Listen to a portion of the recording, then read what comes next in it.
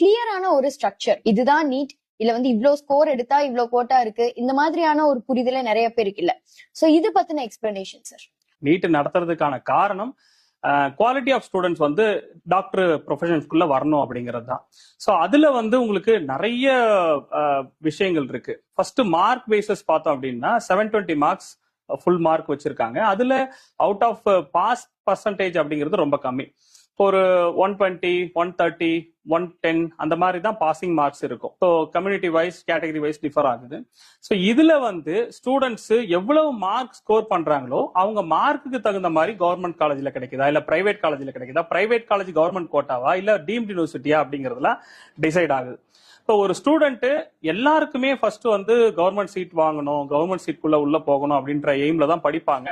அதுக்குள்ளதான் அவங்க maximum travel பண்ண நினைப்பாங்க. இல்லைன்னா ரிப்பீட்டர்ஸ் எல்லாம் இப்ப போறாங்க. நிறைய பேர் எனக்கு கவர்மெண்ட் சீட் தான் வேணும்னு ரிப்பீட்டர்ஸ் போறாங்க.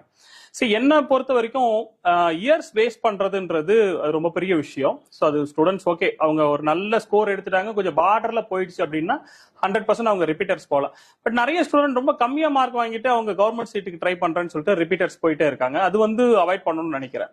Annamalai Educational Trust. For more information, contact us now.